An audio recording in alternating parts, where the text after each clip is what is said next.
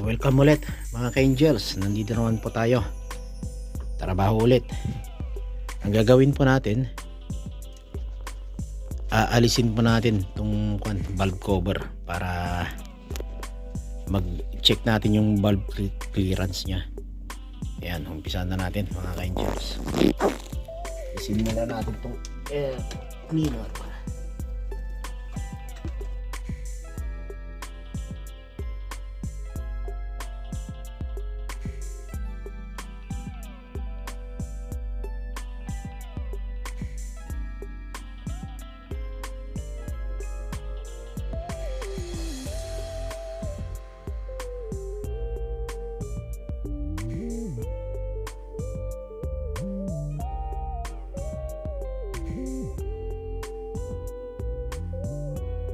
Galing.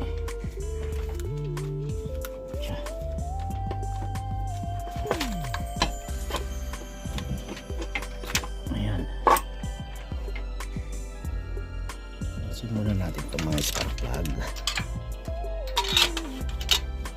para pag inikot natin magaan, kasi pag may spark plug pa nakalagay tapos ikutin natin mabigat, kaya alisin muna natin lahat ito.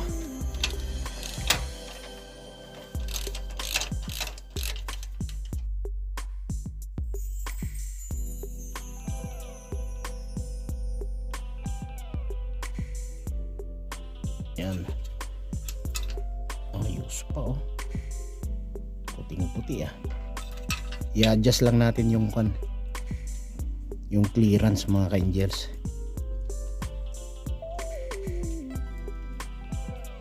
At ayan mga ka-angels, no? Kumuha ko ng basahan. Maghahanda tayo ng basahan. Ito. Ganyan ka lang kalalaki. Gagawa tayo ng 4 ng ganito kasi wala tayong kasamang mag-ikot sa pulley, kaya ganito ang gagawin natin. Ayan.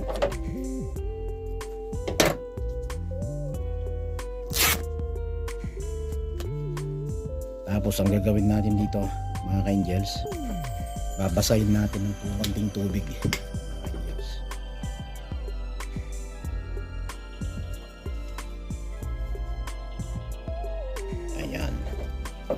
Ito mga ka-angels, ilalagay natin dito. Iluputin mo lang na ganyan dito, saka may lalagay dito dito.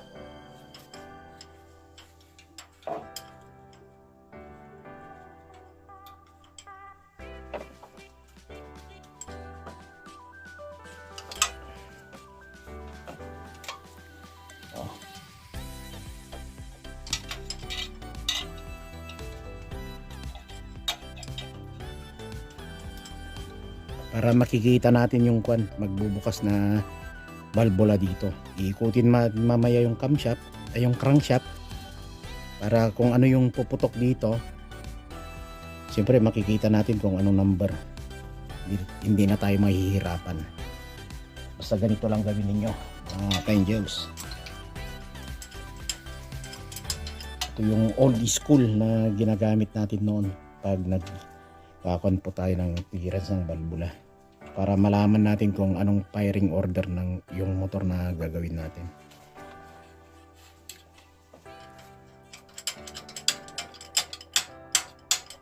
Natin yung mga basahan na basa. Ayan.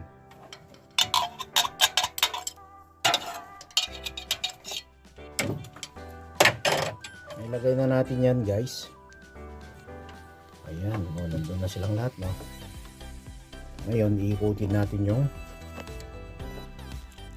crankshaft. Okay, anong number yan? 1 yung pumutok eh. Ayan na oh. Libre na yan oh. Kukontrol muna natin yung distansya dito bago natin umpisan na yung clearance. Pero silipin din natin, no, sa butas ng paglagyan ng spark plug kung nakatapbed na yung natin, yung piston po natin, para sigurado po tayo. Ito yung nahanap natin na clearance nito. itong valvula kasi iba-iba ang nilalagay na clearance yung mga valvula po natin. Kasi ito GPL. Kaya ang intake na nakita natin, intake, ito yung intake natin eh. Ito. Intake daw. Susundan natin to. Intake. Bale 0. 0. Ayan. Tapos yung exhaust naman. Exhaust ayan oh. 0. Tapos 0.19. Ayan daw. Ayan yung kanya, yung sukat niya dito. Kaya gagawin natin dyan lahat. Dyan yan. So umpisa na natin. I-adjust.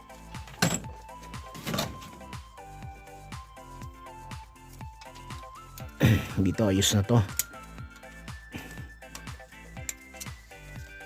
Ayan. Okay. So okay na tong kan no, uno. Ayos na to. Nakauno na tayo. Iikutin na naman natin yung kan, yung crankshaft.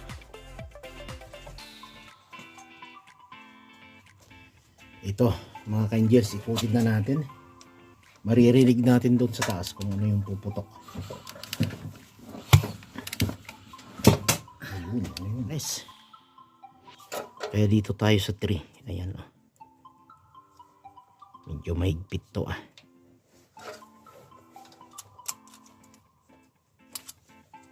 Tres.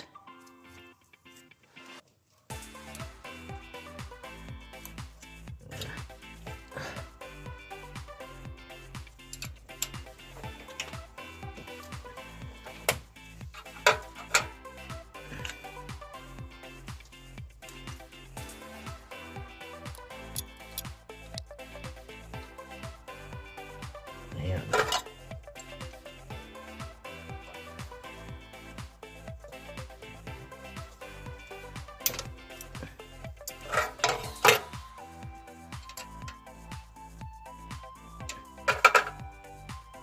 Ayos.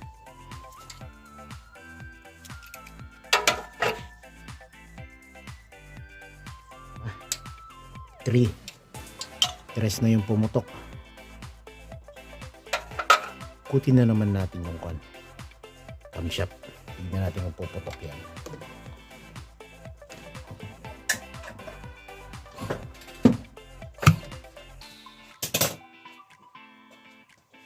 Quattro. Ayan. Bali ang firing order nito garod 1, 3, 4, 2. Okay. Ngayon nandito na tayo sa 4. Yan, check na naman natin yung clearance.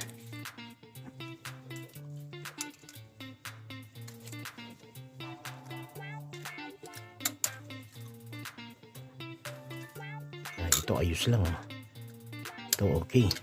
Ito lang ang hindi. Sa intake. Konti lang sa intake.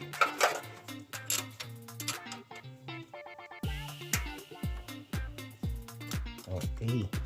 Ayos. Bali okay dito sa exhaust at saka di intake ayos na. Ayos na. Ayan. So tapos na tayo sa 4. 2.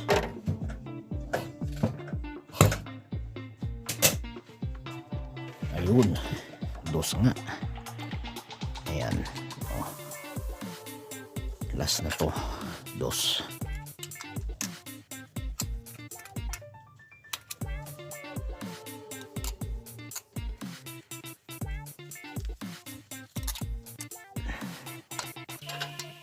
Ayos din dito ah.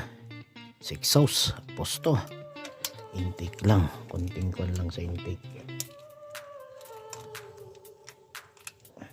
Oh. Pati dito okay oh. Ayos na pala eh. Okay. Ayos na to. Dito ayos na. 2 ayos.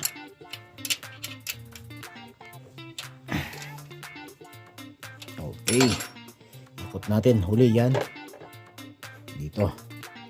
Tapos na eh. Putok na yung kan eh. Dos eh. Yung kan naman. Ito.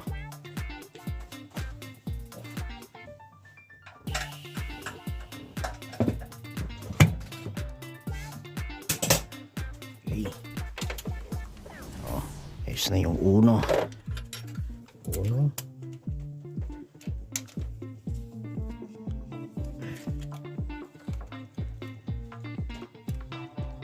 Ayos.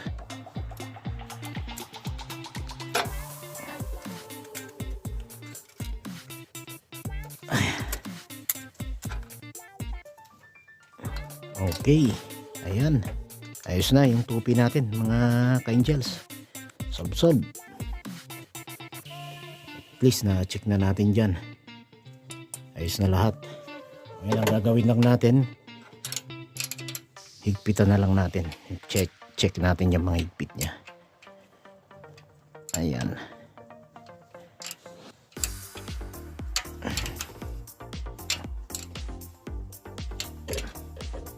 Okay. So ayan guys, okay na no itong ginawa natin, itong pag-adjust natin ng valve clearance. Lagyan na lang natin yung takip.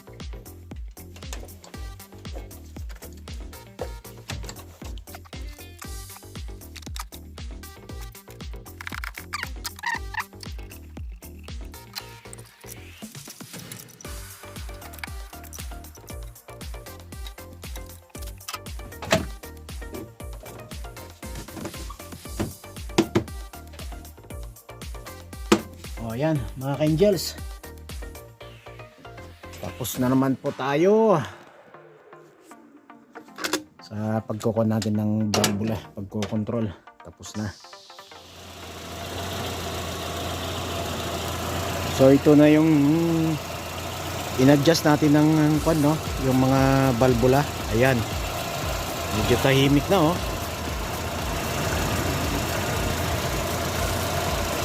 Tahimik na, hindi na yung kagaya kanina na kwan, malakas ang lagitik. Ngayon okay na. So maraming salamat mga guys.